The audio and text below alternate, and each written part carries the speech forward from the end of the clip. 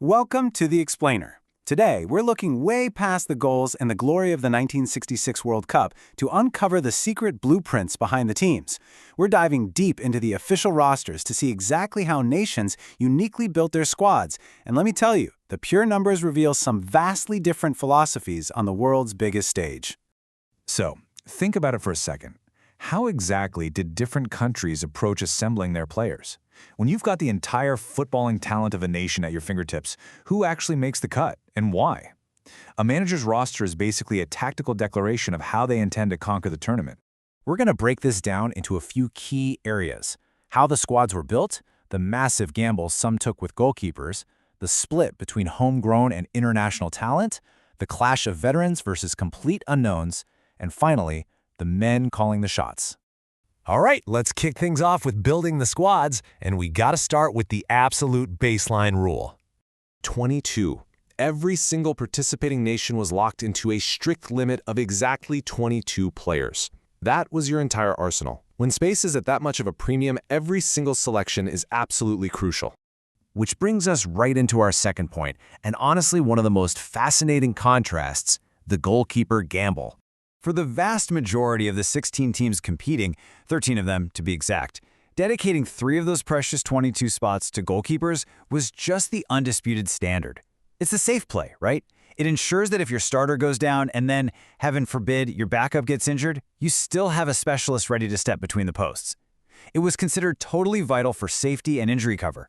But here's where the data gets wild. 3 specific nations completely broke the mold. Brazil, Chile, and North Korea officially listed only 2 goalkeepers on their rosters. The defending champions, Brazil, alongside Chile and North Korea, looked at that standard playbook and just tossed it right out the window. So what does this actually mean? Well, these 3 nations willingly took a massive, almost unthinkable risk. If disaster struck their goalkeeping ranks, they would literally be in deep trouble. But they accepted that danger just to stack their outfield options. By dropping that third keeper, they freed up a highly coveted roster spot to bring an additional defender, midfielder, or forward. It's an incredible, high-stakes gamble of depth versus security. Moving right along, let's pivot to where these players actually came from: homegrown versus international clubs. Now remember, 1966 was an era heavily dominated by domestic leagues, so it's fascinating to see how incredibly rare it was to scout outside your own borders. Out of all the squads, only 3 countries, Spain, West Germany, and France, brought players who represented foreign clubs. Literally every other nation relied 100% on their homegrown domestic leagues. Let's zoom in on Spain. They essentially led the charge here, pulling 3 of their heavy hitters straight out of Italy's top tier, guys like Luis Suarez and Joaquin Piro at Internazionale. Spain clearly recognized that the immense tactical rigor of Italy's Serie A was something they desperately needed in their national side. And get this, West Germany mirrored this exact tactic. They independently decided to source 3 of their own stars directly from the Italian League too. You've got Karl-Heinz Schellinger at Milan, Albert Brols at Brescia, and Helmut Haller at Bologna. It is such an incredible discovery in the data that the 2 nations leaning the hardest into foreign-based players both independently came to the exact same conclusion. Italy was the absolute best place to find them. Okay, let's shift gears and look at international match experience, veterans versus the unknown. Constructing a squad is also about handling pressure, you know? On one side, we have the battle-tested, highly capped, heavyweight veterans of Brazil, and on the complete opposite end of the spectrum, the absolute mystery of North Korea.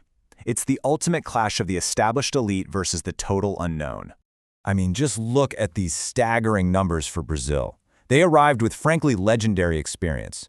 You have defender Jama Santos anchoring the team with 95 international caps, goalkeeper Gilmar with 90 caps, Pele with 57.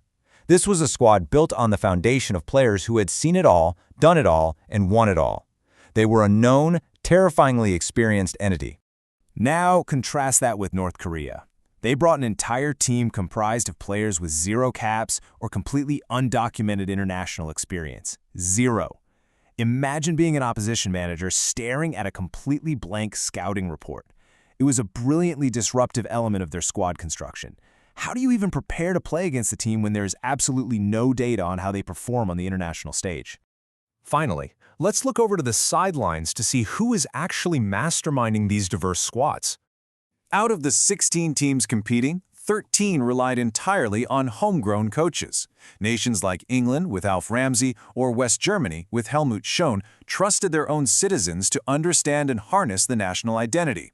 But 3 ambitious nations sought foreign expertise to lead them to glory. The data shows that Portugal, Switzerland, and Bulgaria completely outsourced their tactical leadership. Portugal was managed by Brazilian Otto Gloria. Switzerland brought in Italy's Alfredo Fani. And Bulgaria was led by Czechoslovakia's Rudolf Fitlichil. Kind of like the rare players playing abroad, these federations firmly believed the missing piece to their puzzle was a footballing philosophy imported from another country entirely. So, seeing how these 1966 squads were engineered leaves us with a pretty fun thought to chew on.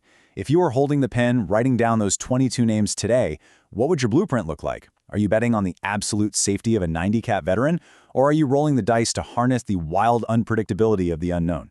Thanks so much for joining me for this explainer, and I'll catch you next time as we continue to unpack the awesome stories hidden right inside the data.